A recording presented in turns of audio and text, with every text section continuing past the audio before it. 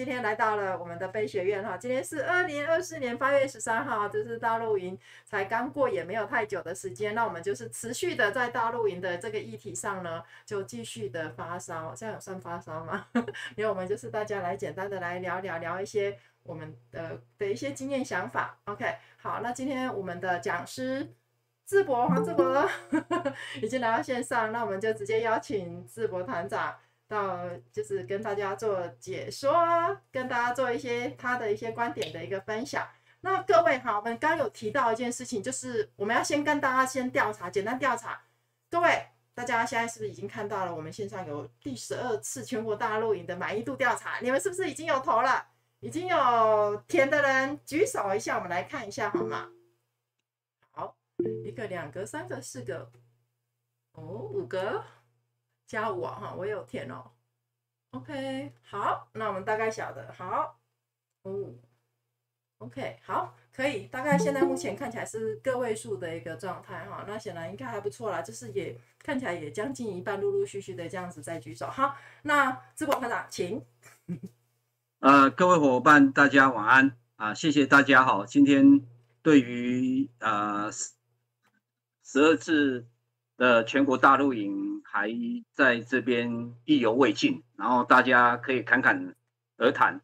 这一次的大陆营活动到底举办的怎么样？那事实上，这个满意度调查表，事实上我们可以从中来揣摩，然后来学习一下哦，这里面它到底做得好不好哦？这次的12拳我个人觉得是有史以来，我认为参加过的有史以来最好的一次。老实讲，哦，因为可能我个人的观点呢，真的人数少反而品质更好。哦，这是我的个人的一个觉得啦。哦，不像以往都是万人起跳。那这次的话，控制在8000人左右，哦，甚至8000人以下这样的一个活动品质，这样的一个场地，我认为真的是非常非常的好哦。而且以往的一些我个人认为的乱象这一次真的少了很多哦，少了很多。可见这次的活动包含全部所有的各组的一个配合度哦，我觉得真的是非常的棒啊，因为真的大家有的都是第一次哦，有的都是第一次，所以说这次的大陆营，我觉得个人非常的成功哦，我认为我个人认为是非常的成功的一次啊。好，那我们首先的话来讲，因为大家都有填了这个满意度调查表，那我们再一次的来反馈一下哦，就是大家可以来聊聊。好，那请志云团长帮我刷一下吧，从童军登记这个部分开始好吗？好，稍等我一下哈。好，谢谢。好，我们这个童军别的部分嘛哈，那接下来这个身份的这里你 OK， 刷在上面好 ，OK， 好，谢谢。个人童军的登记这个的话来讲的话，我觉得也是非常的重要，因为有没有履行3项登记你有没有符合这个童军身份哦，这个真的是很重要的一件事情，因为我们都很怕，就是很多都是一些幽灵人口。老实讲哦，这次大陆营的服装我个人研判事实上也是有少数的学校派人专门来参加的，因为他们并没有穿童军制服，而是穿他们学校的运动服装运动服，那可能也是一个代表性但是有没有3项登记？我个人是认为是可以打一个问号的哦。那我们为了这次的大陆营，事实上早在半年多年前就已经有这样的一个疾呼，希望大家真的都可以履行3项登记，而且是有登记的才可以来参加大陆营活动。那这一点我认为说实在非常非常的重要哦，非常的重要，因为你到底有没有这样的一个身份哦？那代表你有这个资格来啊、来享与这样的一个活动的啊、的一些啊学习哦成长。好，那我想大家应该都有填啊，而且说实在，这里面的话，服务员的话啊、包含我们童军伙伴啊，甚至连自营童军都有哦。那这个是针对可能是服务员的这个部分然后你是登记在什么样的一个服务员的一个阶段？那像我们一般服务员的话，也都有哦，就只有标榜的就是服务员。我相信应该也有家长服务员然后那所以说就没有再分这个级别哦，也有可能。但是这个表格哦，我觉得还是有一点点，它这个选项还是有一点点，不是很贴切了哦。好，那再下一个部分，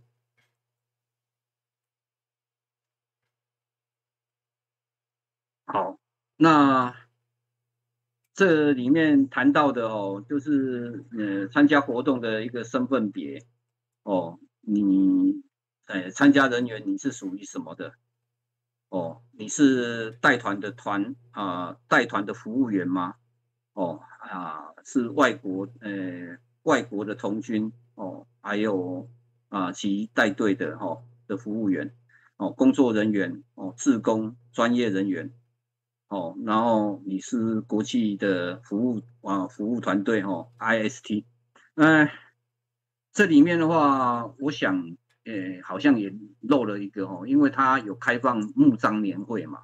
那所以说应该就是有所谓的参访人员哦，参访的服务员这里面应该也要包括，但是这里面没有谈过哦，像我应该就是属于参访者哦。好，那这个部分的话来讲，嗯嗯，大家应该都有填了哈，只是像我的话来讲的话，我认为里面就没有我的部分啦。哦，那我们是去参加木章联会，那也是一个参访者。哦，那这里面的话，我最害怕的有一点也是没有写到的哦。我们大陆营的话来讲，都是一个小队一个服务员。那为了这样的一个配置，事实上有很多的团哦，都都会派一个小队去参加，而带队的不一定就是所谓的团长或者是老师啊，也有可能是找毕业后的一些所谓的学长姐哦，回来帮忙带的，应该也会有。因为毕竟学校团没有这么多的服务员嘛，那所以说，有时候带队的是一个身份，我认为是应该也是要明确了，哦，因为到时候还是有所谓的责任归属的问题。好，那再下一份，等会我再下，先简哎单的勾一下哈，因为待会可能会进不去其他的，等我一下，先，OK，简单的勾一下。好，好，哎呦，果真好，等我一好，下哦。再好，继下，续。好，继续。好，这边，好，这里面的组别的话就很多了哦，非常非常的多。这是个人服务的部分啊，但是我们就将这个的部分我们来探讨一下好了。筹备委员会，筹备委员会是指总会吧，还是本市的呃地主？哦，那这个筹备委员会的话来讲的话，我就不是很清晰啦，因为毕竟的话，如果真的是总会的配置的话，应该是活动进程委员会应该是最主要的一个单位嘛，对吧？哦，那这里面的话来讲的话，我真的就比较不了解哦，筹备的这个部分。但是我知道初期的话，好像也都是各县市大家会去找一些比较资深的一些服务员哦，团长或者是总会里面的一些委员哦，比较有资历的委员，大家一起来做。那资源委员会，资源委员会所指的，这个我真的也是比较不了解啦，因为这个资源到底是我们所谓的人力资源委员会所协同的，还是怎么样？哦，这个真的我没有去探讨过哦。好，那大会营本部，大会营本部，那如果要说这个营本部的话，应该也是归总会吧？哦，应该我们的秘书长就是这一次大会的总干事吧，可以这样讲哦。我们总会的秘书长应该就是这一次的总干事嘛。哦，那营本部的话来讲的话，就有在列其他的各分组了嘛。好，那营地建设委员会，营地建设委员会的话，我们大概就是分6个分营嘛。哦，那就散开在走马赖农场。那有些营地真的是很好，非常好，因为它就是稍微的斜坡嘛。哦，那适合我们夏日在这样的一个山凹里面，然后如果有碰到像这一次大陆营的几次的强降雨，哦，那当然这个水就变成是我们要先去防范或者是要去处理的一个很大的问题。哦，那有些营地的话做的选择的真的还是算不错哦，还是有少数的一些分营区的话来讲的话，毕竟凹凸不平，那比较容易积水的也都有。哦，那所以说，规划上的话，原则上真的是可圈可点的。可以说这次的营地建设的话，我们按照以往都在走马赖的这样的一个情况下，这次的安排，我认为真的是蛮不错的哦。那营地组的话，如果是指各分营区的话，我觉得啦，营地上，少了很多童军的元素，倒是真的哦。我们以往大陆营，如果好几次之前的事实上营地的建设方面，都是每一个分营区或者是每一个分营团都蛮在乎的一件事情，因为这可以显示到我们童军日常学习的一些技能哦，因为架设不管是分营区的营门也好，或者是自己的分营团的营的这样的一个团露营的这样的一个场地哦，以我们台中上来讲的话，我感觉从前很多，反而这一次的话，我去看的话，好像就是第5分营区嘉义他们这个分营区里面的营地建设真的是蛮多的哦，蛮多的。那但是呢，有一些好像是没有划分的很好，就是说自己的分营区里面应该要去怎样去做展现的话，这个部分的话，我觉得也不是很想积极的去做啦。我也不晓得为什么会是这个样子啦。那营地组的话，在这一次的总会里面的事先的安排跟一些建议上，我认为都有采取，真的蛮不错的哦。就是因为我们怕积水，那总会这边的话来讲，活动组的话，还是营地组的话，有提供各分营区有站板，有发了一些站板到各分营。那这个部分事实上真的是可圈可点的，我们真的要予以肯定啦。但是给了会不会用，那倒是又是另外一个问题。我看了很多分营区，事实上就摆在那边呢，好像真的也没有没有好好的去运用它，真的也是蛮可惜的哦。反而都在自己的分团里面自己在那边真的说不能挖银沟的结果，说实在也都开挖了哦，也不挖也不行啊，老实讲哦，因为说实在还不达到那种所谓的后撤迁移到别处或者是到其他学校去安置这样的情况，我感觉这次的大陆营蛮不错的哦，还没有做到这么大的一个迁移，所以说营地组这一次的话来讲的话，嗯，真的也是感谢老天爷哦。虽然给我们一些考验，但是我们身为童军呢，我们认为好像大家都扛得住哦，也可以在这样的一个气候里面，大家去做一些应变哦。所以说这次的营地组，我个人认为真的是蛮不错的了哦。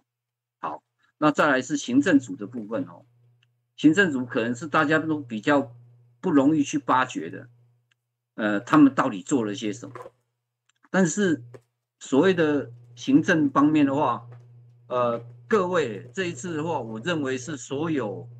我参加过大陆营这么多次，这一次我是认为他们可能是发了最多奖状、感谢状一些有的没有的，这一些真的做得非常好，包含一些纪念章的这个部分我相信这些应该都是行政组在做的但是行政组的话，现在可能面临到的一些困难点的话，我认为可能跟我们的大会的营的的的的，应该是说总会的理事长，这次大会的会长，可能就会有一点连带关系了哦。之前因为他的事件，然后会不会演变一些对于我们童军这一些所谓的行政方面的一些后续的一些问题，这个是我们私下可以自己去想象的而已啦。行政的这个部分的话，我觉得这次也做得非常好，老实讲也是可圈可点的我不晓得各位感觉如何，但是原则上的话，我觉得这次的话做的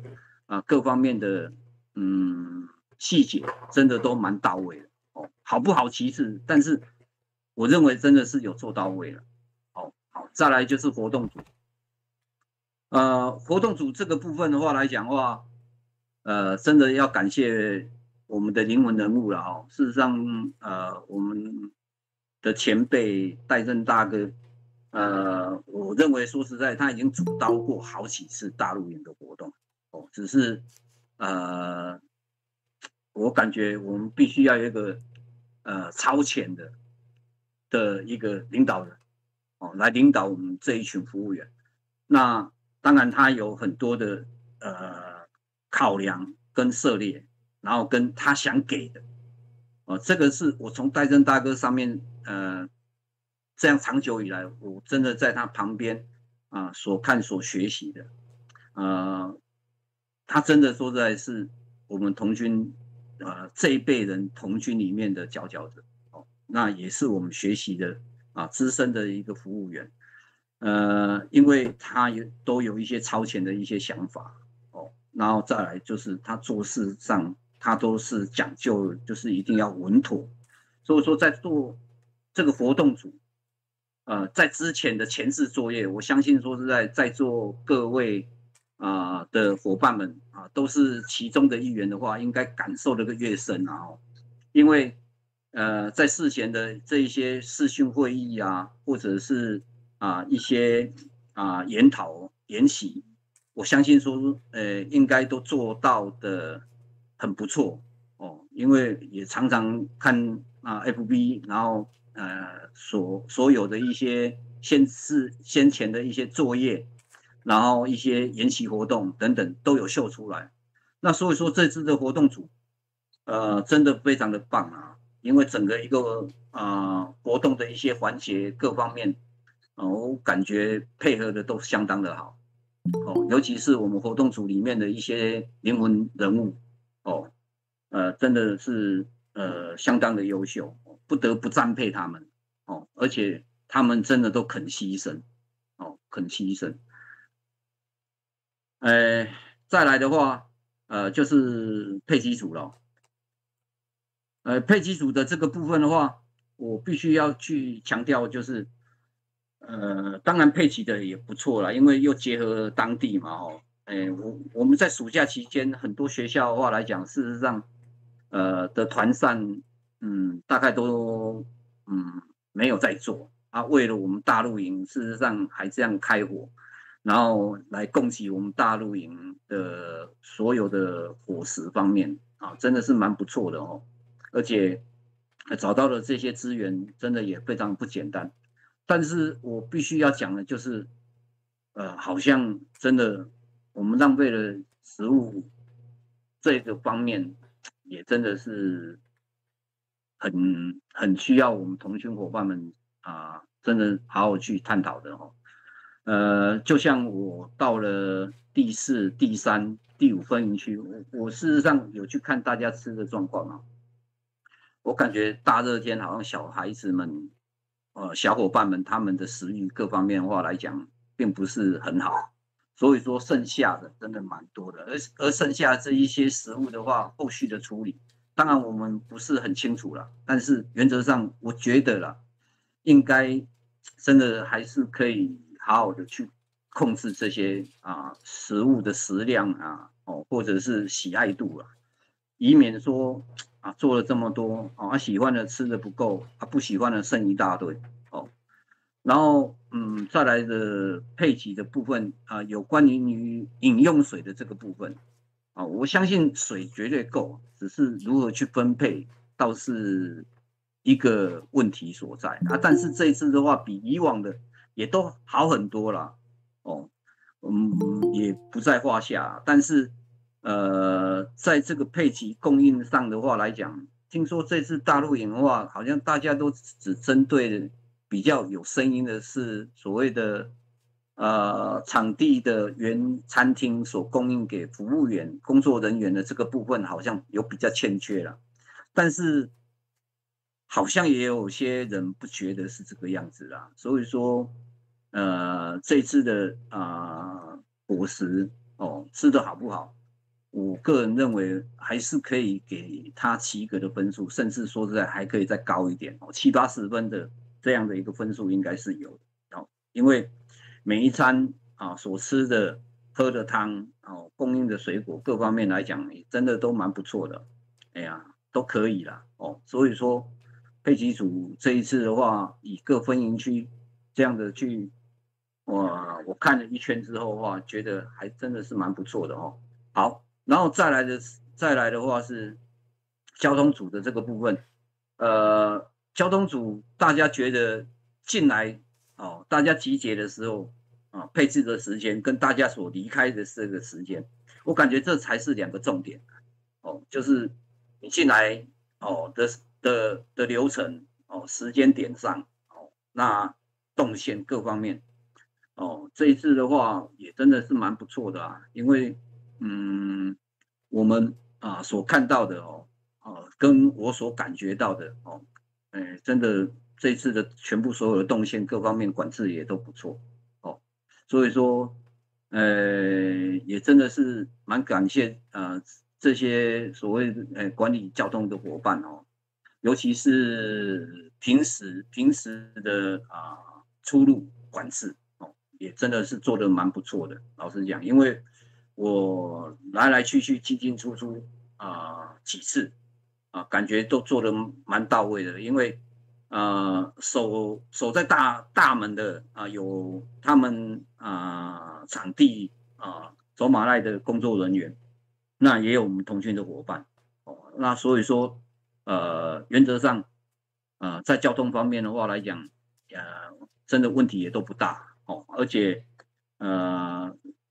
交通的问题好像只有出现在于所谓各分营区分营团里面的孩子们就医的问题，这一点的话倒是真的可以提出来日后大家可以来探讨一下，以后如何去改善它因为毕竟我们在那个地方待了在后送就医这个部分应该要如何更好的一个解决所以说交通组应该上来讲这一次的话，真的非常的棒啊，非常的棒。好，那在下一个部分，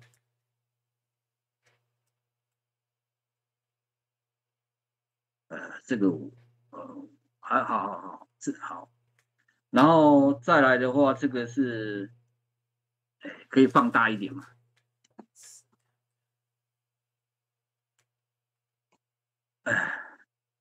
医护组，医护组，这次的医护组，我看我感觉到的话，是我们真的有成立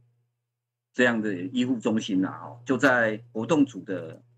下方，就是在那一栋什么楼，活动组那一个楼叫什么楼啊？我突然熊忘了医护组好像是设在里面各分营区也都有那这一次的医护状态的话，我有注意，但是说实在没有很贴切的去做了解因为我感觉好像送来到这个医护这一边的话，好像也不是很多，所以说这次原则上虽然热，但是来医护组寻求医护的应该不多啦所以说这次真的是蛮不错的那再来是生活辅导组，生活辅导组的话有总会的，那也有我们各分营区那辅导组的话当然他们都会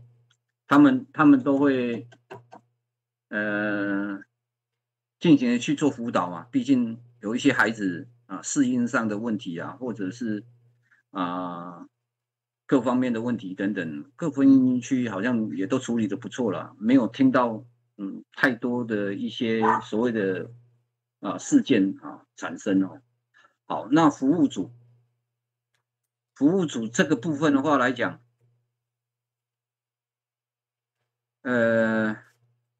我觉得服务组我必须要说的就是说，所谓的服务组，导引倒是真的需要人或者是协同引导这个部分，我印象非常的深刻的是，我曾经参加过我们社区全国大露营，我们那时候到屏东的大鹏湾，我觉得屏东在做服务的这个部分的话，做得非常的到位，而且非常的细致。我真的这样参加过所有这样大露营活动里面那一次我们去大鹏湾，我觉得真的是非常的特别，因为他们是每一团派一位，他们好像是学校的老师还是他们他们屏东的服务员做全程的的一个引导，然后陪伴。那希望就是大家在一个时间点上能到哪里，然后在哪里再到哪里就是说他的时间管控的都有这样的一个服务员来协同来做这个活动的一个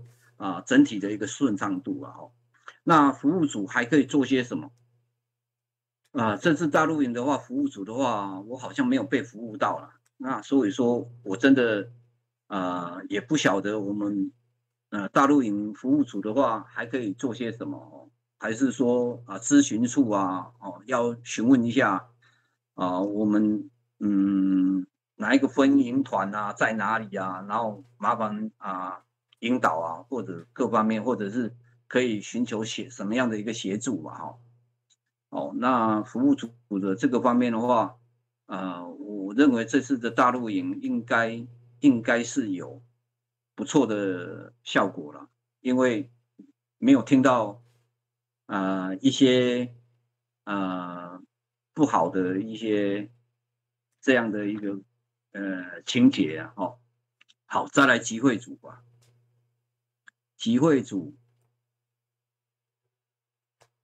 好，集会组的话，我们每一天都有集会嘛，哦，所以说集会除了我们总会，就是我们大陆营的，每一个晚上啊，几乎所有的一个流程，那这包含我们每一个分营区的集会组，它的一个管控操作的一个能力那集会组这一次的话，我听说真的也是不错啦，因为大家都可以在一个时间整点上都可以完完全全的到指定的位置或者是完成一定的流程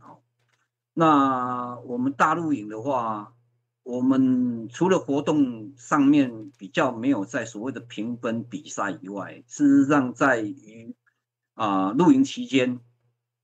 的无检大概都会做嘛所谓的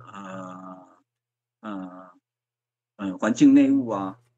营地卫生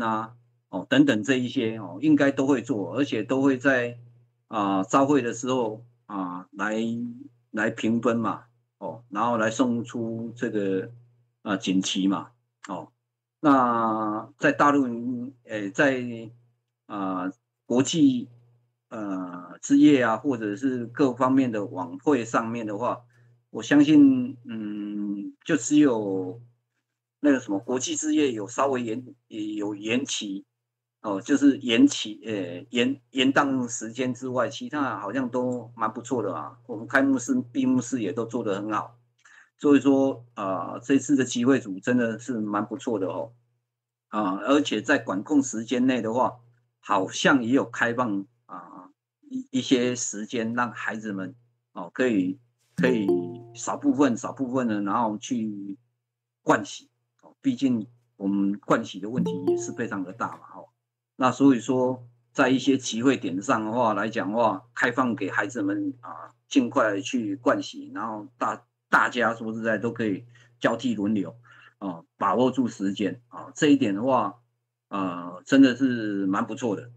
蛮不错的。好，再来国际组方面，国际组我必须要讲的是，我们有一定的国际组的成员嘛当然我们总会的话来讲的话，也有公关，就是国际组的人的一些伙伴，然后来进行接待或者是一些引导嘛那我在大陆营这个期间里面的话，我看的真的是蛮不错的啦，因为这些来自于我们这些友好国家的同军伙伴我可以感受出来，事实上他们真的是蛮乐在其中的，而且他们真的也都是带着一种学习的态度来的那所以说这次的国际组的话，也办的也算相当好，但是里面有一些当然没有办法很怎样，很让他们真的可以说了解更多我们中华民国童军里面所有的一些元素当然了因为一个大陆营而已但是我认为我们对待国际的友人方面来讲，我们也真的都是蛮尽心尽力的啦因为毕竟台湾人真的是很好客的，我也必须要这样讲我也必须要这样讲。好，再来公关组，公关组的这个部分，我有看过在我们 FB 里面播的一个影片有一个女孩子，一个女伙伴，蛮靓丽的但是她好像是以记者的身份，但是我感觉她又签公关因为她在采访的时候不管是对于我们的同军伙伴，或者是国外的，或者是比较资深的一些服务员伙伴的一些采访报道，我感觉他来做这个公关这样的一个关系真的蛮不错的哦，因为真的长得可爱，然后又有童军的语言哦，然后又可以带好很多很好的一些气氛哦，我觉得非常不错哦。也是这一次大陆营我认为比较特别的，因为我在想说，我们大陆营一定要有营地公报，好、或者是营地记者。我本来是希望，我可以跟备学院建议这个部分的话，我们备学院应该也可以来做。而且说实在，我们应该还可以再做的更随时、更随时随地报道。好，然后以志运团长说实在，他的人脉，然后跟我们这5、6个分营区这样的一个走访，事实上做公关的话，我感觉备学院应该是可以担当的啊。但是我们总会好像也有公关嘛，但是在这个公关方面的话，我比较不认识啊。那所以说，这次的话那个女孩子在采访的这一位事实上是我觉得蛮大亮点的。好，再来是展览组，我们这次展览的童军文物啊，或者是一些真的蛮别出心裁的一些童军可以有关的我觉得蛮不错的哦。而且说实在，这次真的是蛮用心的，而且是找对了人做这样的一件事情这次的展览组真的是非常的不错我个人我是给予真的很高的肯定这次的展览组，因为我们童军实际上在讲找对的人做对的事情这次展览组的话，我认为可圈可点再来是龙平会，龙平会，每一个分营区也都有龙平会啦的委员们当然总会也有，但是评的怎么样，我们不予置评啊。但是原则上的话，我觉得应该他们都有他们一定的标准而且这次的话给的锦旗也好或者是事后的个人奖章各方面的话来讲，我觉得是有史以来最多的一次，所以说真的是蛮不错的啦。好，再来不公开的工作组，不公开，不公开不公开的话，我们就不予置评了像早年的几次大陆营的话，都有说是科目上要去扫厕所我不晓得各位有没有听到过，有没有听说过你真的说实在能像我们去参加募章服务没有去参加募章训练的时候进入道心门的那一个一样那放低怎么样，然后怎么样，然后说实在去做这些事情，我认为也是蛮感佩的那所以说不公开的工作组别，事实上也可以讲说是日行一善，或者是为了童军更好，然后所以让自己可以去做像我这个评的话来讲，我自己是点这个，因为我认为虽然我只是一个参访者，但是我认为我真的也有去为我们中华民国童军去做一些工作，而且这些工作是自己认为自己可以去做的那包含接待国际友人也好，或者是跟一些友团建立一些联谊等等那这次的话来讲话，它有这个的一个选项，我认为也是真的是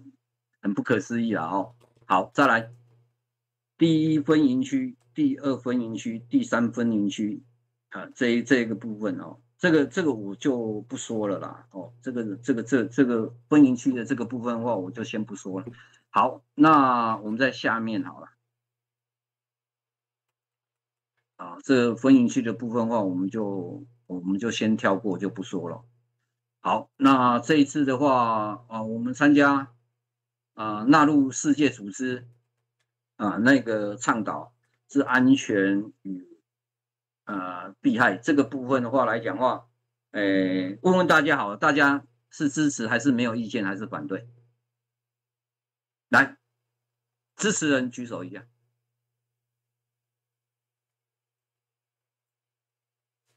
哦，都支持嘞，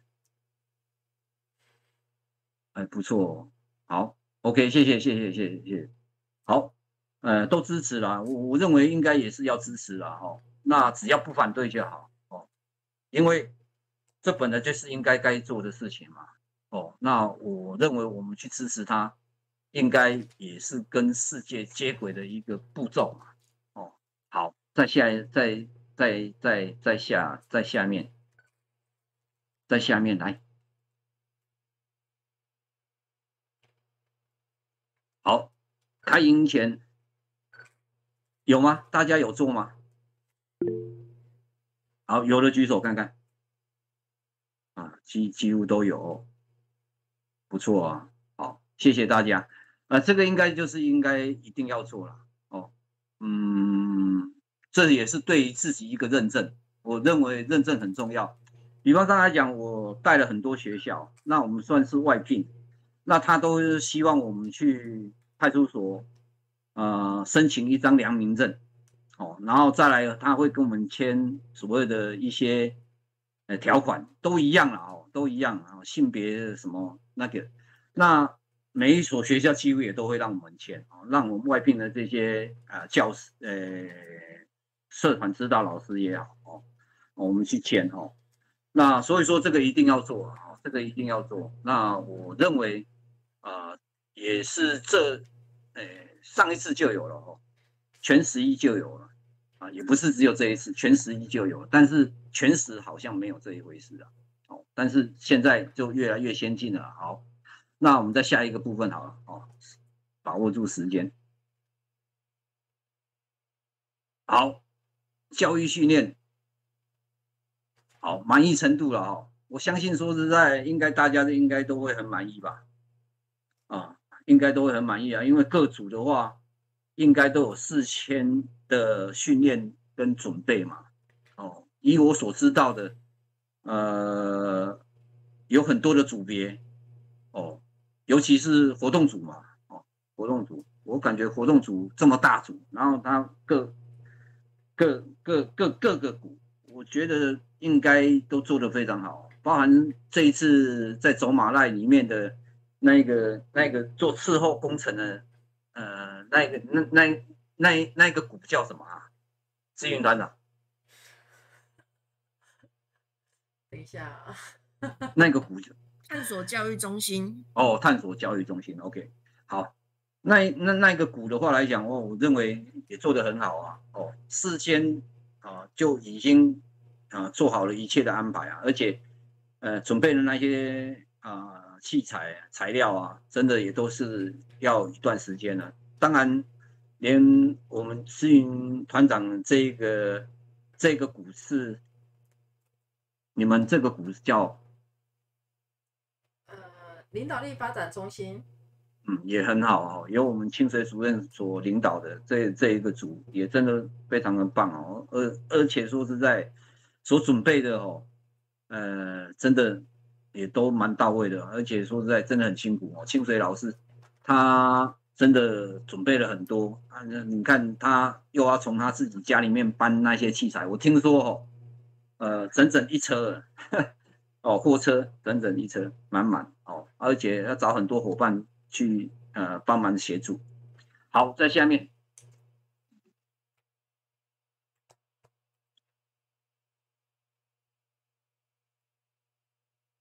然后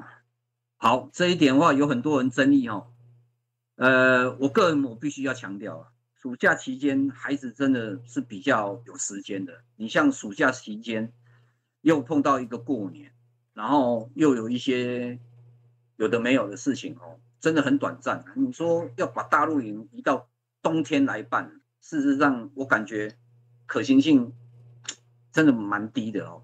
但是你说放在这个暑假，那到底是要在7月还是要在8月？我认为这个真的没有一定啊，因为你像最近这几天就来了3个台风，好在没有从台湾来，对吧？现在是8月份，那你看7月份也会啊，那炎热，我们就是最主要就是要去如何防范这个炎热的问题，还有午后下暴雨的这样的一个问题。但是我认为这些都是可以用当今我们的露营装备也好，或者是我们对于野外露营的思维的做法我认为这些都不是很大问题呢。你说下雨是问题吗？应该如果我们把孩子们教得好我们选对地方搭帐，然后如果确定会下雨，我们提早做防雨的准备，不管是不是应该可以挖营沟，或者是我们可以搭帐就是搭在站板上面都可以来预防这样的一个雨害影响到我们营地安全，或者是行走等等。我认为站板是可以解决这样的一个问题的包含如何去选对这样的一个就是营地搭设的这个都是我们童军的技能。那至于炎热上话来讲，老实说了，白天的时间我们几乎都在外面活动。那在外面活动的这个部分的话来讲的话，只要能控制住说没有所谓的脱水现象，然后再来就是孩子们本身上面都可以携带足够的饮水或者是有一些现在现在都有电风扇，随身电风扇也好或者是什么冰巾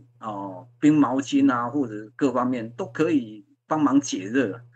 那我认为这些技巧，这些所谓的防疫，就是相对应的这一些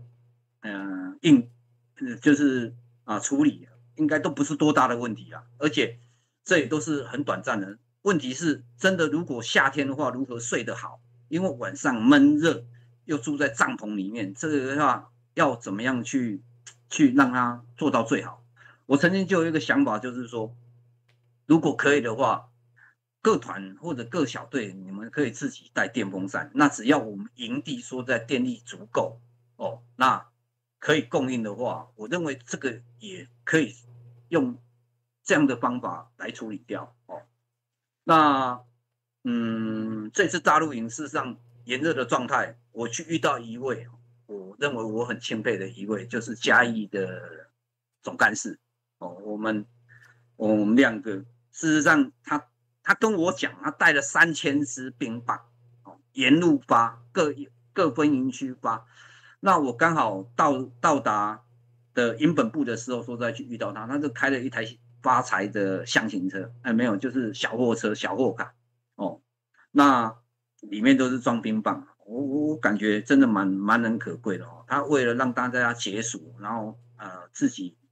去买这样的冰棒来分给所有的伙伴只要看到他，然后他有看到了，他也都会就撸1支、撸2支给伙伴们解热，就是消暑真的是很感佩非常的感佩他。那大家觉得如何我认为大家心里面大概都有个底只是说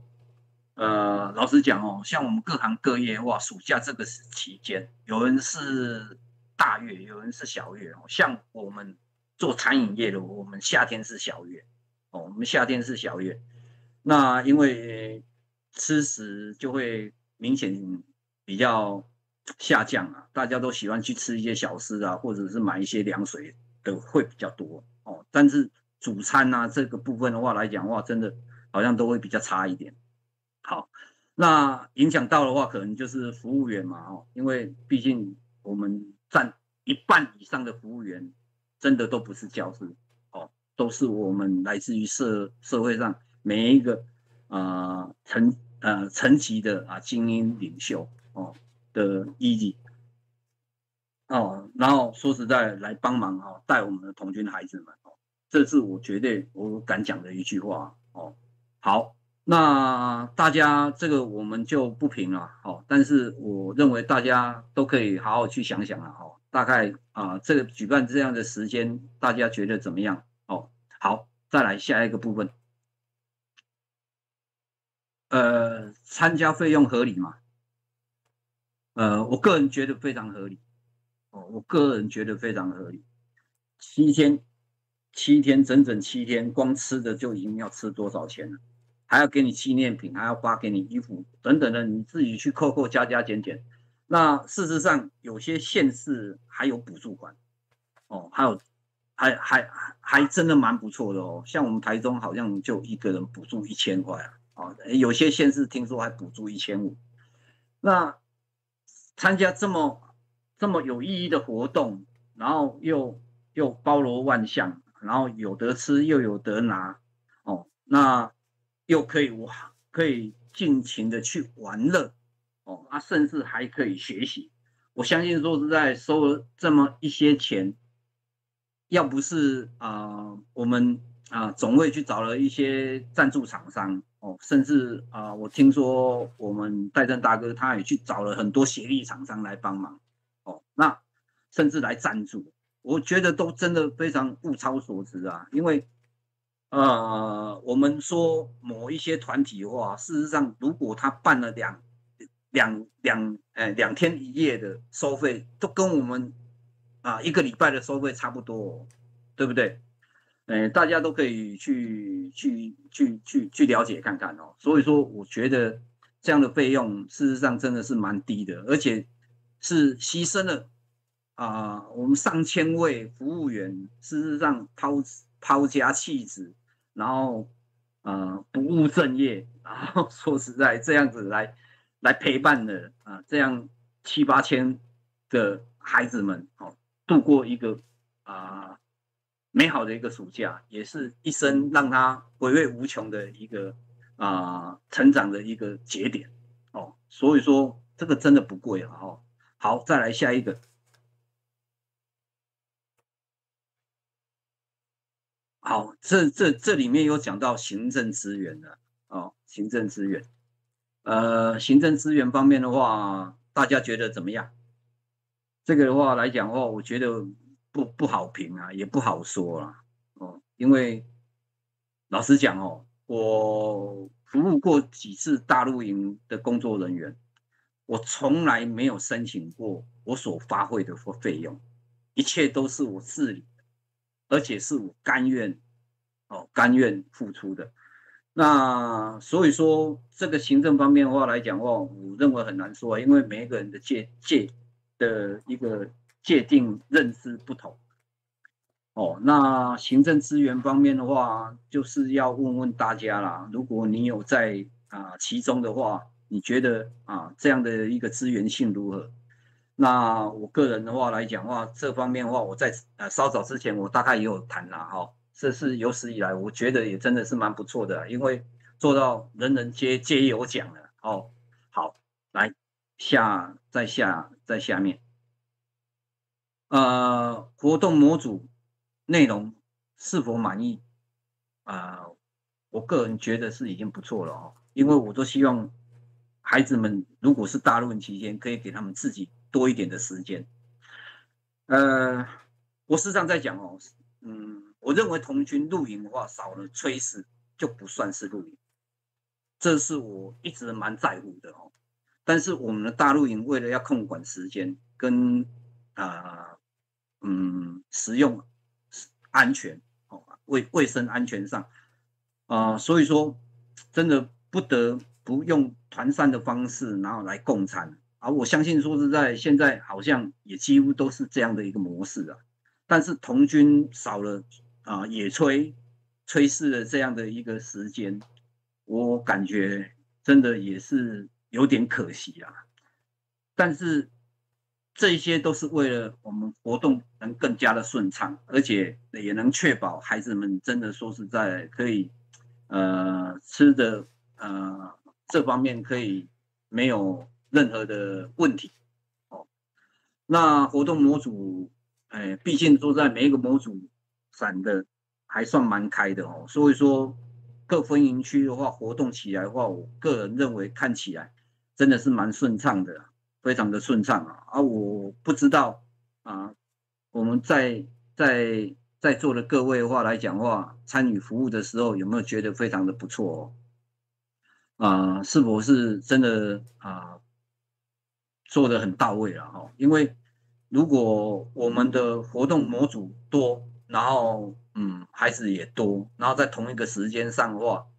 逼不得已必须配票哦。在配票的问题上的话来讲的话，当然偶尔还是会有一些症结啦，但是我认为这些问题都不大哦，因为运气嘛哦，我感觉有时候这次没有 touch 到。搞不好以后将来还是会有这个机会所以说有时候就是一种包容吧，哦，一种成人之美哦，所以我在 FB 里面我也有看到几位团长也有反映过这样的一个问题，但是原则上的话，这次的活动模组满意度应该是真的也是非常的不错，非常不错。好，在下面。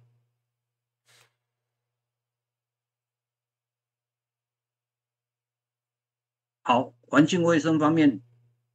的满意度如何？大露营期间哦，我看孩子们规矩都还算蛮不错的啦，没有那一种说实在不爱护环境的哦，也没有所谓的那一些所谓的会随便丢垃圾或者制造垃圾的现象出现这一点的话，我认为蛮不错的哦。那环境卫生，事实上的话，我认为最主要还是厕所跟卫浴的问题嘛。哦，大陆营真的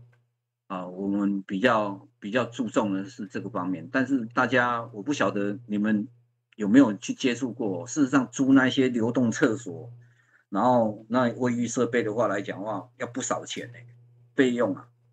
我们在想说可能没有什么，但是我们大陆营大概1/6还1/5的钱，大概都要浪费在那个流动厕所跟卫浴设备上面跟我们洗涤这一方面的，因为这些都是要用租的，而且整体算起来真的不便宜哦，不便宜。那至于各分营区的话来讲的话，管理的怎么样的话，我相信这次应该也都蛮不错的，也没有听到比较让人家匪夷所思的事情发生了哦。好，在下面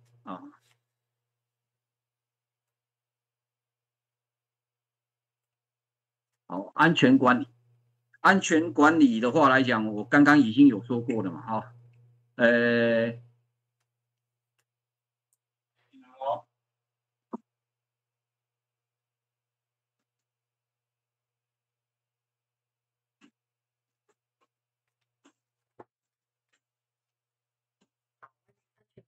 我们的主讲者突然消失了，那各位，我们来做一个快速来表决一下，我们来看一下大家对于这一题的看法，好了，好不好？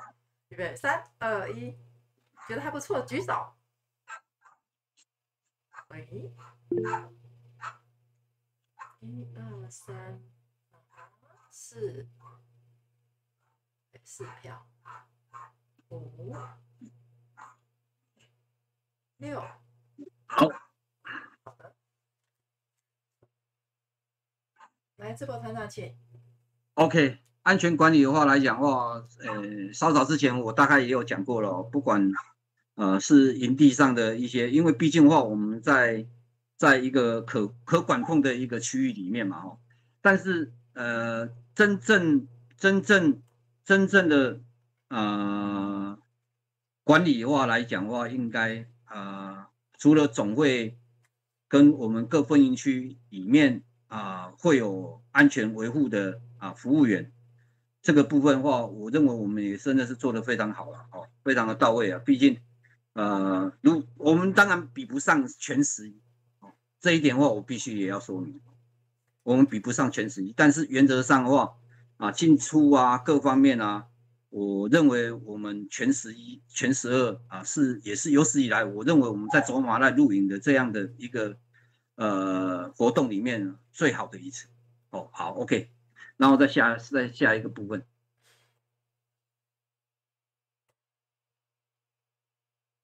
好，场地与营地设施。我们营地的话来讲话的设施，物尽其用嘛，因为走马濑本身它就是一个农场那我有大概走了两圈过，我觉得那个场地非常的不错那到底有没有去做一些结合我不是很清楚，但是原则上的话，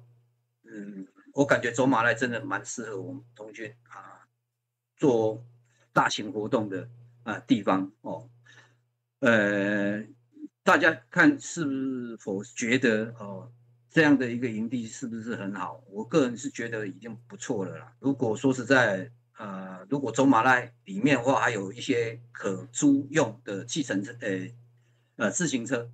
就是让我们可以跟他租来骑那方便我们有时候真的走好远的路应该也不错。但是有时候给他想起来，野外生活本来就是这样子嘛，每天说实在就是多走走，然后多看那服务的工作人员设站就好像上下班每天上下班走路去走路回来当然有一些比较经验老道的团长，事实上他们自己真的都有带自行车去啦这也是我有看到过的甚至还有摩托车嘞然后在营区里面开车的这样的一个形式的话，我觉得真的应该日后可以尽量避免，因为毕竟这是一个营区，那露营的营地，那我们真的说实在，如果可以尽量的不在营区里面开车的话，当然是最好的。好，然后再来。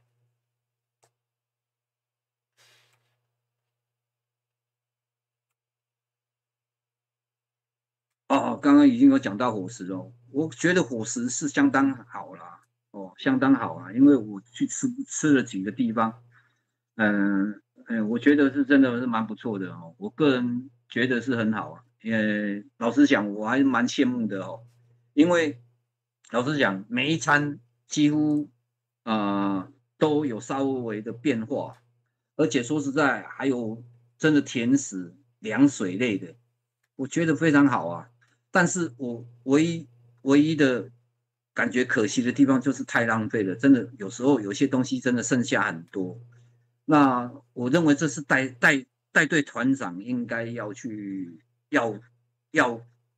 宣导的我们身为童军，我们就是不浪费食物我们就要勇敢把它吃光光，即使是挑食，你也不妨说是尝试看看那不要到晚上说实在又搞一些有的没有的开小灶这一次的话，这种情形好像也有但是我就希望说实在，如果真的是一个童军的一个活动，我们就尽量避免也有些孩子甚至说实在带泡面去泡正餐不吃，晚上吃泡面，然后这种的情况我觉得应该要稍微的遏制一下因为不是不给你们吃，也不是吃不好，但是为什么不吃是没时间吃，活动太过于紧张，还是怎么样的一个情况？我认为伙食方面的话来讲的话，真的必须还要再去用心那或者是说样式多，那量不多那这可以真的以后还可以再去真的好好的考量一下或者说这么多天，干脆真的让孩子们自己野炊看看然后煮个几次，因为有些人这一生中搞不好都还没有真正下过厨过搞不好借由这样的一个大露营，然后大家来显示自己的才艺，然后让大家来互相学习观摩，我认为这个也都是非常不错的好，再来下面。好，对于工作人员的服务态度是否满意？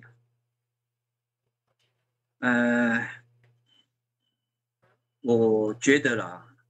不收钱的永远都是最满意的。老实讲哦，因为每一个服务员自己是贴腰包来服务的，那如果还遭受嫌弃，那也真的无可厚非啦。因为我们不是，我们是凭着我们自己哦，身为童军服务员，然后来为大家服务的。那这个有什么好说的呢？对不对？我们自己出钱又出力，然后自己又来大陆营这边学习，然后又在这边跟大家患难与共，然后同中共苦哦，然后一起欢乐一起笑。那这个满意度觉得要怎么样？除了说实在的哦，如果真的要在鸡蛋里面挑骨头，当然是挑不完。但是我认为就是要多鼓励啊，哦，少责备，然后当然也不要把批评当作是一种负面情绪啊。我觉得有时候批评事实上也未必不好，但是我认为要对时机，对时机就好。我相信说实在，里面的批评当然也都是会有的，但是我有时候我都认为，就是真的还是要抱有一种感恩的心啊。哦，没有了我们这些服务员，今天这样一个大陆营活动会是什么样子？哦，那这么多的服务员，然后来为了这一场的大陆营所付出的。哦，我觉得说实在都是物超所值的啦。我是在说，真的我们都不收费嘛，而且我们还是出钱自己来参加的。哦，那如果有少数的服务员有问题啊，我认为啦，我个人认为，大家就是敬而远之吧。哦，也只能是这个样子而已。哦，因为我们童军的话是谁都可以来参加的嘛，而且本来这里面就是一个大栏杆。哦，那我们看着别人，然后我们来充实自己。哦，这是身为童军应该也要有的本领啊。这样讲哦，这样讲应该会比较贴切一点。好，然后在下面，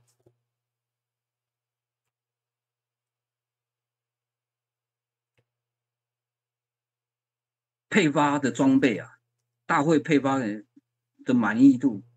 大家认为满意度如何？因为工作人员呢跟孩子们不一样哎，你们穿的是有领的 T 恤，小孩子们穿的是无领的 T 恤。但是讲起来的话，我觉得这一次也是有史以来最好的一次吧。因为我虽然是一个的参访者，但是我全部都有买啊。哦，工作人员的什么灰色的、蓝色的，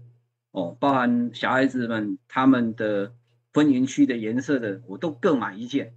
而且我觉得比全11的还好。我觉得我穿起来，我觉得舒适度啊，好，那个好看啊，各方面啊，真的都有进步了。哦，然后再给大家的所谓的纪念章啊，那一些，我觉得说实在也是有史以来最好的一次了。OK，好，再来，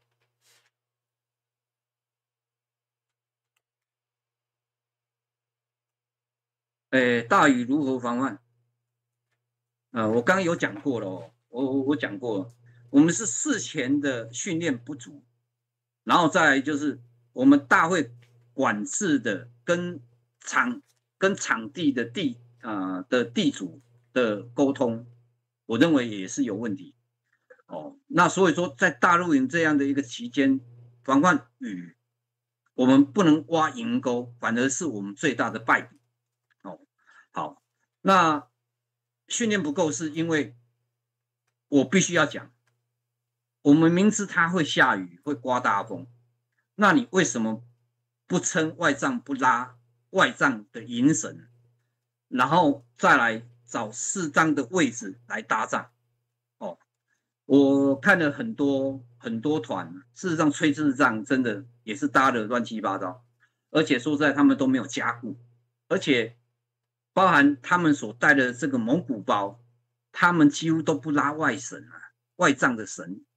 外帐的这个绳，我觉得这个都是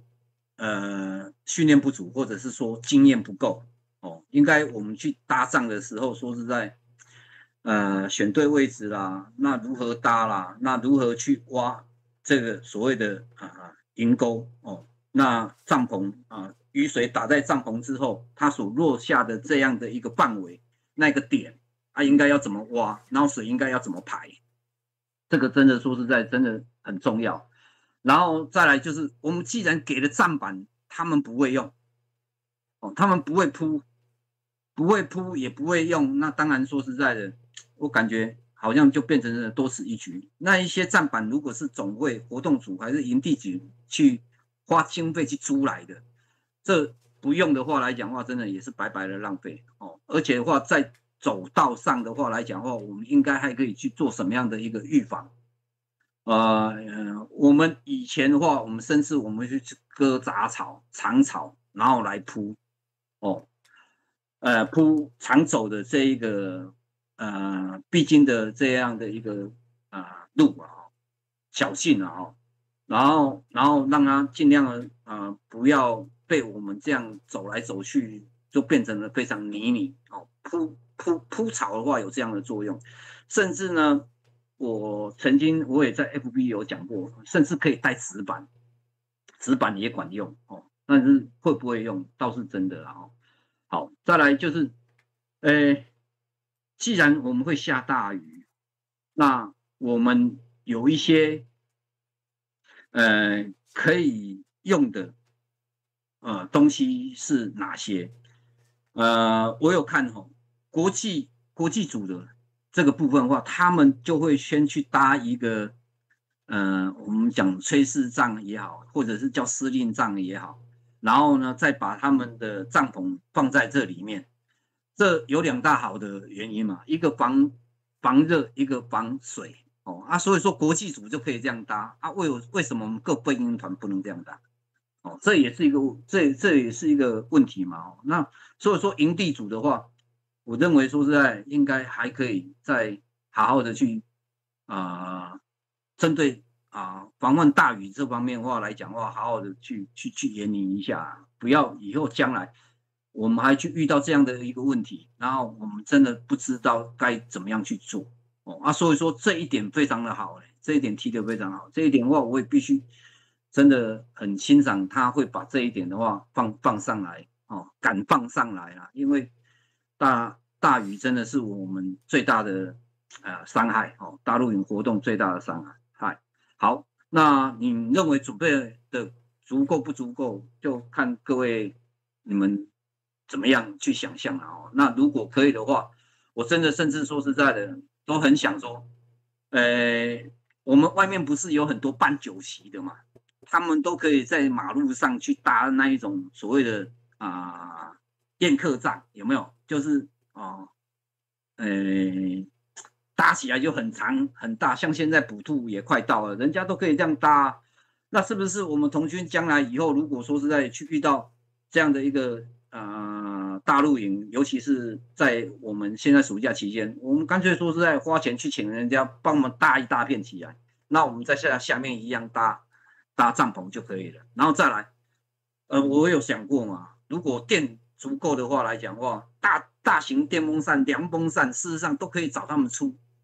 来租来租用因为他们在外面办酒席的在办那种流水席的，他们都有那种大型大功率的那种凉风扇这个我都知道那只是说我们有没有这样的经费，然后去租？那如果有，那是不是也可以去做这样的一个完善的一个配置？好，那在下面。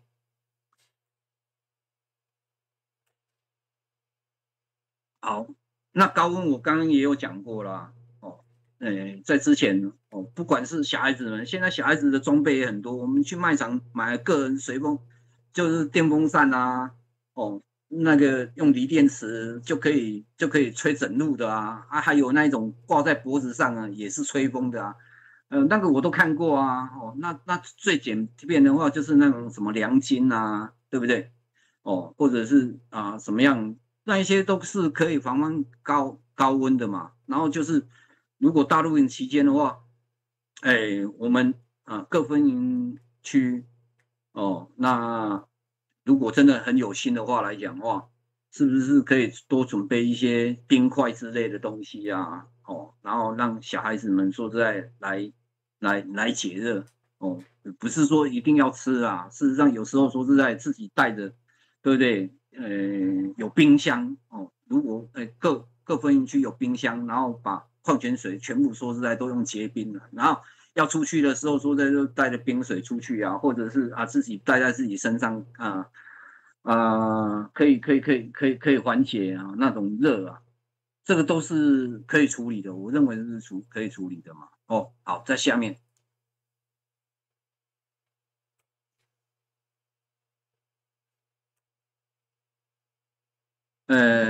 活动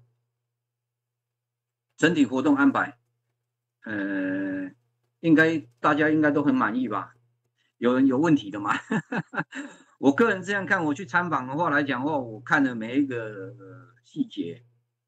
哦，然后大概粗略看过这样子，我觉得应该都还是很 OK 啦。除了就是因为服务员的关系嘛，我们不是每一位服务员说实在真的都是出自于教师或者是非常有经验的团长等等。当然说实在没有办法说真的可以做到非常完善，但是我认为已经也是可圈可点了哦。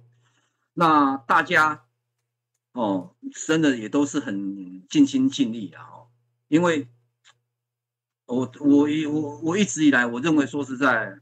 在我们服务员里面，当然有很多人的角色扮演不一样，然后他来参加我们童军活动的企图也不一样，那所以说我们没有办法以一概全哦。那再来的话，就是说整体的安排上的话，真的我认为是已经非常不错了哦。哦，非常不错了啊！有史以来，我也是觉得这次是真的是蛮不错的。哦，那所以说整体活动安排的话来讲的话的满意度，我个人认为我是很满意的。好，OK，再来。好，然后应该还会再参加吧？哦，如果对于我们童军的一些文物很感兴趣的，或者是收集很感兴趣的，我认为包含我们服务员，我们都会去参加嘛。哈，我刚刚在讲，我是一个参访者，事实上这一次12全的东西我也买了不少，只要文贡有卖的，我大概一个两个左右，我也都会去把它收集起来。我像11全的一些新品啊，一些不管衣服也好，什么也好，我事实上话来讲的话，我自己也还留了许多。那为什么我会留？是因为我想留着做纪念。而我相信很多服务员，包含孩子们，他们也都会是这个样子。如果他变成了有一种收集的一个习惯，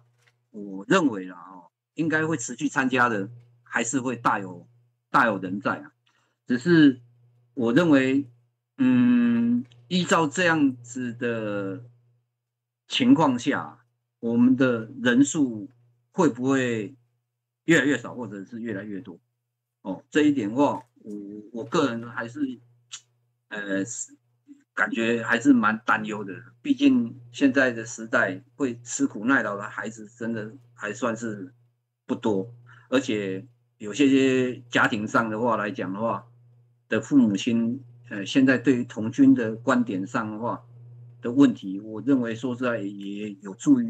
有赖于我们各位服务员大家加油啦。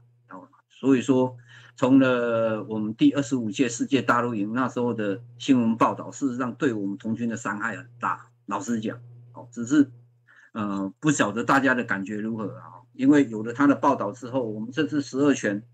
我们的人数下降以外，然后包含说实在真的大家最喜欢讲的所谓的少子化的问题，然后再来的问题是我们真的肯去到学校去带孩子的服务员，好像真的也越来越少了，这才是重点。因为孩子需要，没有服务员，所以说他们就没有办法参加，这是一定的。包含我这次都一样啊，因为我这次的话，因为家庭的因素，那我没有办法去带团，那所以说让我的孩子也没有办法说是来参加这次的12选。那有些服务员也问我啊，你既然你不能去，为什么你不要把你的孩子交给别团的服务员来带？事实上，那也是要看家长啊，因为家长的主因还是最大。他说黄团长你不去，那我小孩子我就不会让他去参加。我说你可以去跟别人参加。他说那不认识不熟，那他们也都不要。那有很多的因素啦，所以说，我个人认为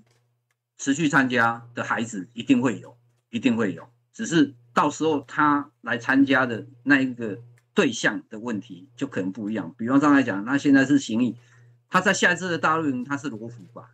那你现在的小狼再来的话是童军，对吧？他童军再来呢，搞不好他又是罗浮了，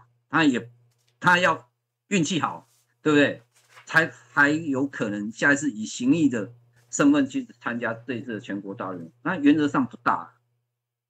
原则性不可能的，因为如果按照真正的我们的规定的话来讲的话，是要中级童军以上才可以参加大陆营活动。那中级童军的话，换句话说，他最起码一定要国一，甚至要国二，对吧？那如果是国二再加上5年的时候，他早就高中毕业了嘛，对吧？所以说他下次来参加一定是罗浮。那如果你在国中的时候说实在还的阶段，然后可以持续参加2次大陆营，那真的是运气好。是用童军身份参加大陆营，不是当 IST， 然后来当罗浮，然后来做服务的，那一种是不一样的哦。好，那在下面好了，那大家就觉得吧，应该都还会再来参加啦，不可能不参加，因为有了这次之后的话，那个得童军癌的几率就会大增。好，再下一页。以这次的经验，你会推荐你的朋友参加吗？我感觉说在参加童军的大概都会物以类聚呢。我有这样的一个兴趣，然后说在就会影响周遭的人。那我认为，如果有这个机会，我们一定会推荐我们朋友来参加嘛，对吧？那我时常会跟我们孩子在讲，我们童军事实上有一条，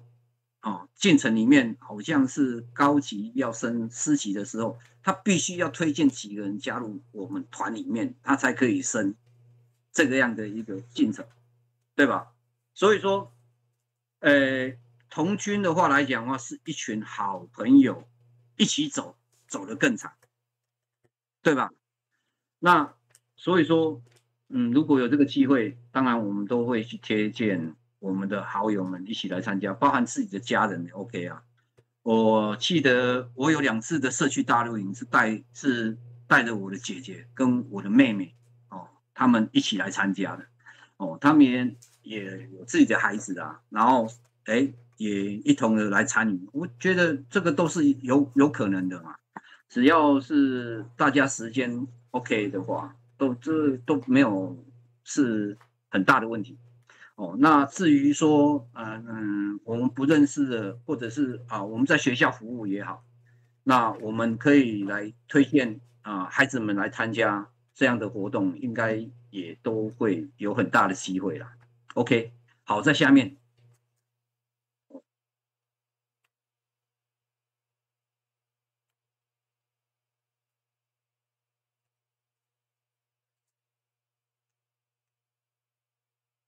对国内童军活动是否有正面的影响？我认为当然是很正面啊。有一些小伙伴去参加完回来，我在路上我都有问他们，我说下次再来好不好？他们都说好。那当然是很正向的啊。而且这样的机会不多啊。因为我们平常的大露营活动的话，几乎都是在自己县里面而已嘛，县市里面的比较多，而且包含到全国了，我相信非常的少。那这样的一个正面的一个意义性的话，我认为就是因为它隔好几年那我们也希望说实在可以像世界大露营一样，4年我们就可以来办一次了，我们不要等到5、6年嘛，5、6年真的是太久了。那如果2年也不错啊，因为我们现在已经少了省了，我们少了省，大家知道吗？我们以前也有省省大会现在没有省，现在的话都直接跳全国，那是不是要把这个全国说在这样的一个年次呢？降下来，不要这么久的时间，我们大概就是可以3年办一次以前因为还加了一个省，那所以说全国就会再加时间我不晓得大家如果有参加过省的现在回忆一下是不是就是这个样子？那所以说大露营活动的话，我觉得办得越多越好像总会近这1、2年来也时常办一些总会的露营活动、亲子活动等等我觉得也非常好因为我认为就是我们同庆活动的话，如果除了在自己的县市以外，还可以再有别的县市一起大家来办那真的都是蛮不错的，因为孩子们真的是需要这样的一个多次的一个舞台，然后去展现他自己那我觉得这次的活动是否是正面的影响？当然是正面的啦大家的觉得如何？大家可以去参考看看吧。OK， 好，然后在下面你会打多少分数呢？来，大家打打看吧。我应该对于这次的大露营活动的话，原则上的话，我会打到80分我会打到80分不要说满分我认为说在不要讲得太满然后说实在多留一些空间，然后大家还有一些成长那当然，我认为这次的大陆活动的话，因为天时地利人和各方面配合的都非常好，而且说实在，这是有史以来大陆营最少人的一次因为近几次来最少的人的一次，所以说我觉得这一次的真的很好好。那真的，我讲到这边我真的要非常感谢所有参加12拳的所有服务员伙伴们，真的有你们，让童军真的更加的辉煌，而且也让童军呢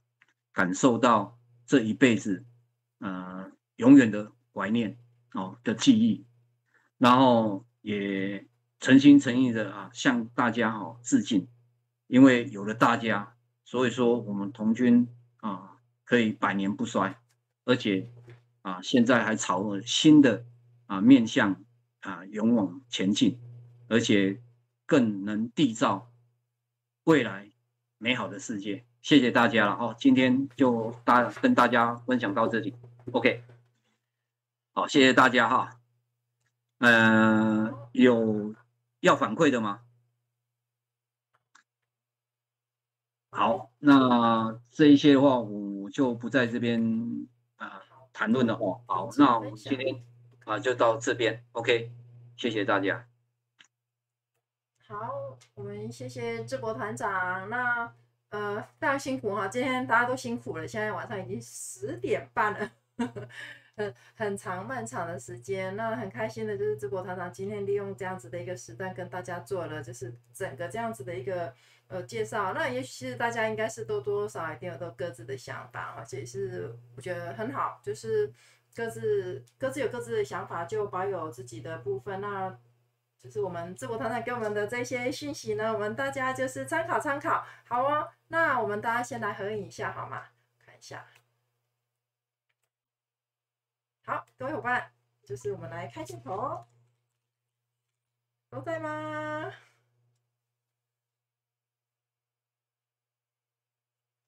好各位，开好了吗？要开的，好，3秒，1、2、哎，哎呦，直接哦 ，OK， 好了，再说3、2、1，哎，这慧芳的很有趣哈，一下闪有，一下也没有。好，那我用我的单眼拍，镜头坏掉了，坏掉，好，没有关系，这是一个时间点的缘分的问题哈。好哦，3、2、1，哎，这样子好，都有了。那谢谢各位，就是谢谢大家观赏贝学院讲座。